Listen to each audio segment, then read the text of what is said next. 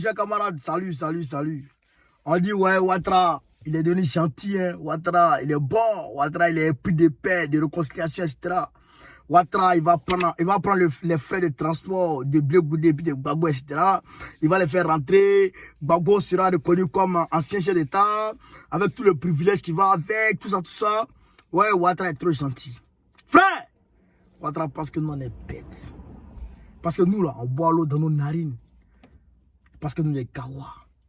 Frère, moi, je vais étaler Ouattara. Je vais exhiber son plan. Son plan, là, tout son plan, lui, ses maîtres, là, leur plan, là, je vais détailler, vous allez voir. Primo, pour montrer que Ouattara n'est pas gentil. Je vous dis ça. Avril 2011, Gbagbo a été capturé. Il a été envoyé où? À Korogo, Côte d'Ivoire. Si Ouattara était gentil dans un premier temps, il devait garder le Gbagbo en Côte d'Ivoire et puis essayer de laver le linge sale en famille.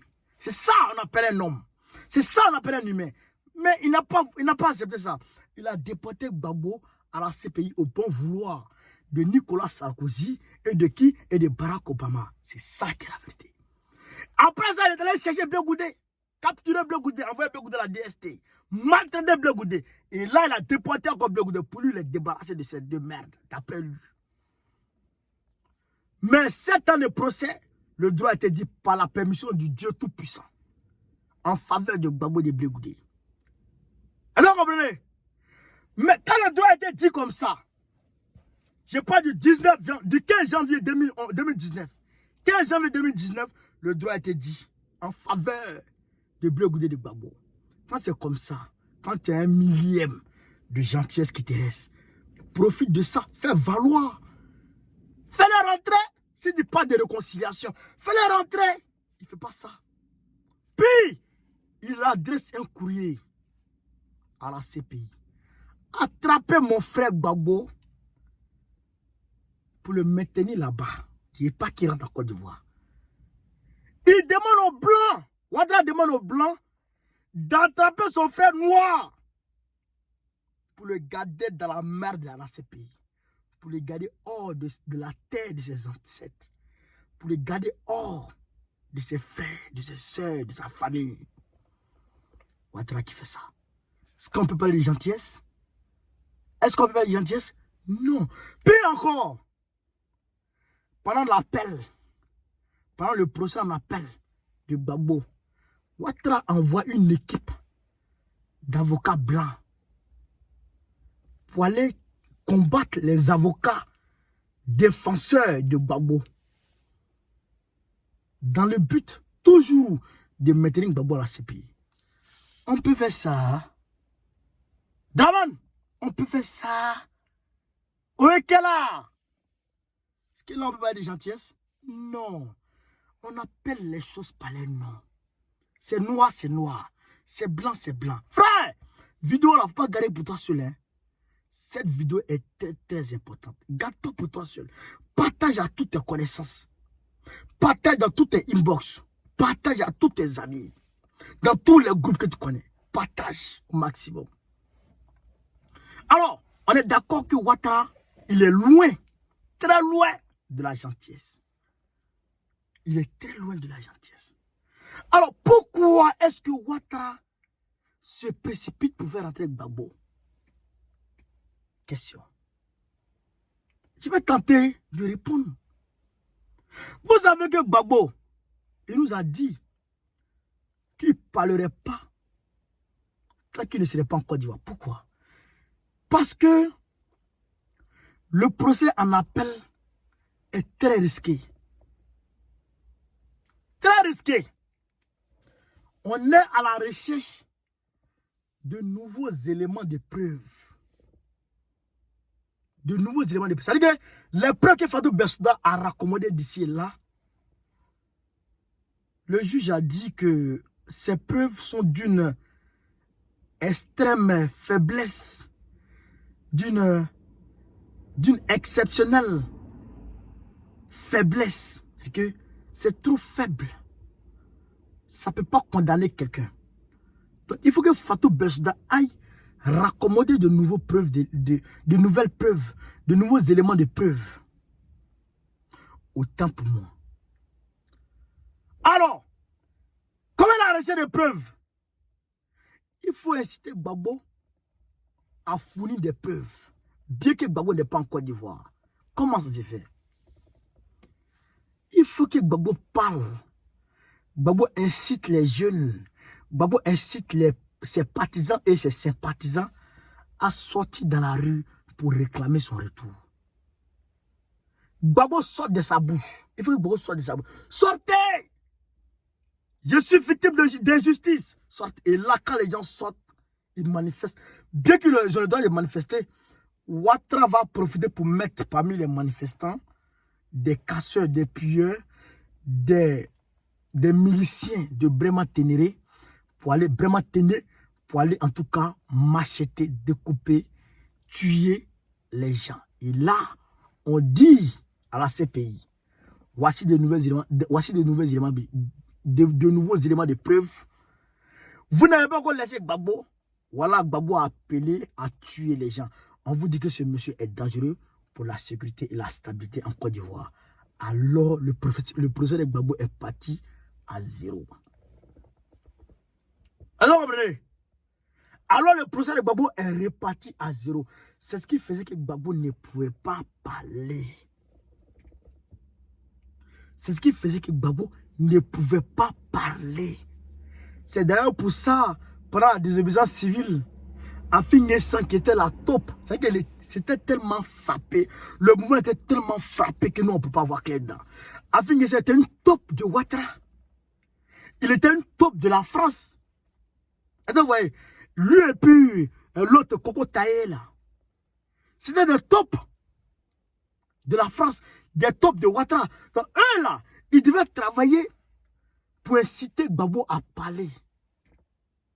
Alors, si Gbagbo parlait, automatiquement, on reprend le procès à zéro. Donc, comme le monsieur, ses pas sont guidés par le bon Dieu. Gbagbo, ses pas sont guidés par le bon Dieu. Parce qu'il y a tout un peuple qui a placé son espoir en ce monsieur. Donc, Dieu ne veut pas l'induire en erreur comme ça. Et donc, par la permission de Dieu, par la grâce de Dieu, il n'a pas parlé. Donc, on a échappé belle. Maintenant, Gbagbo est acquitté totalement. On ne peut plus l'appeler pour quoi que ce soit. Donc, maintenant, Gbagbo peut appeler ses partisans et ses sympathisants à sortir. Et puis, il n'y a rien qui va se passer. Est-ce que vous avez compris?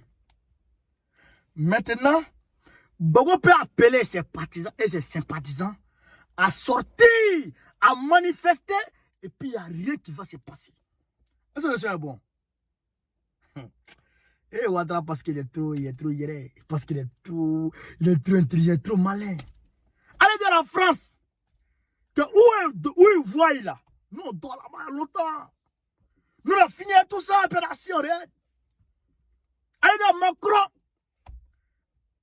que nous là, où on est assis là, où il dorment là, où il voit là, nous on court là-bas.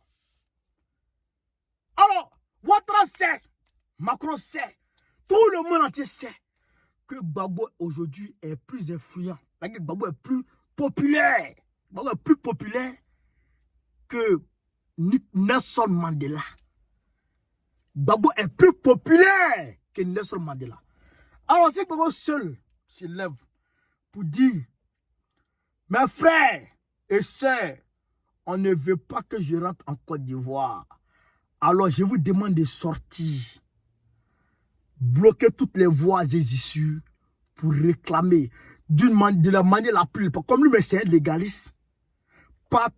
User de toutes les voies légales pour réclamer mon retour. C'est d'ailleurs pour ça que Gbagbo a eu une séance de travail avec Assoadou.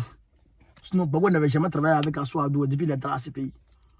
Il donnait les petits ordres. Mais pour dire séance de travail, non. Il ne faisait pas ça.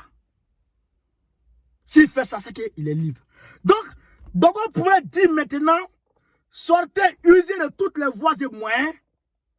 Pourquoi? Pour réclamer mon retour en Côte d'Ivoire. Et automatiquement, vous savez que Gbagbo et puis Bédié, ils sont alliés.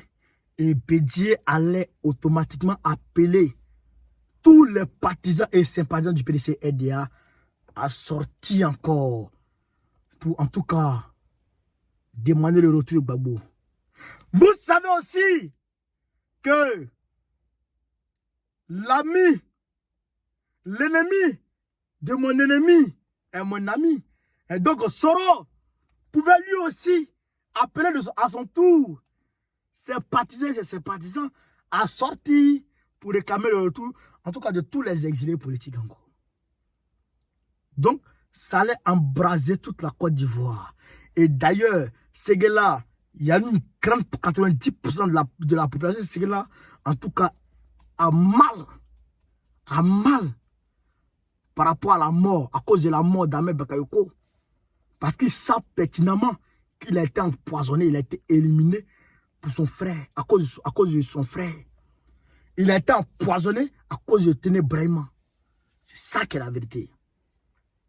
Donc, Ouattara a eu peur de cette masse populaire. Il a eu peur. Donc, qu'est-ce qu'il faut faire?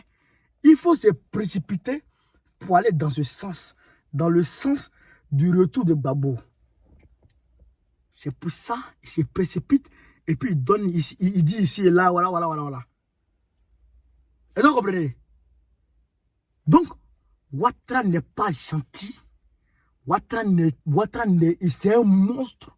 Au contraire, il est monstrueux, ce monsieur. Il est méchant, ce monsieur. Alors, comprenez?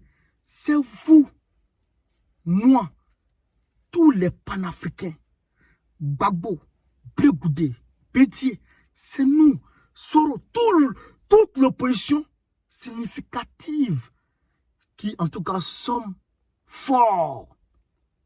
C'est nous qui sommes forts.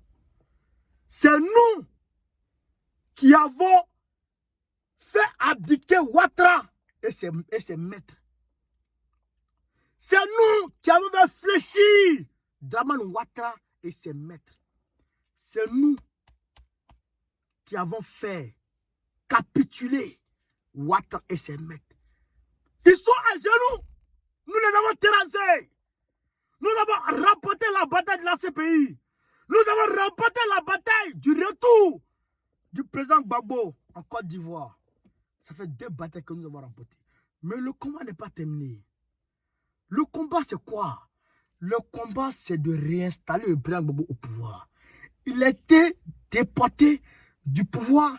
Nous allons le réinstaller au pouvoir. Et là, nous allons regarder l'ennemi en face pour dire: vous l'avez désinstallé, nous l'avons réinstallé. Vous vouliez l'humilier, vous l'aviez humilié, nous l'honorons à nouveau. Et là, on va voir entre le parti de Dieu et le parti de Satan qui gagne. Je pense que le parti de Dieu, le parti de l'opposition, va remporter sur le parti de Satan, le parti du pouvoir. C'est ça qui est la vérité. C'est de ça qu'il s'agit de faire.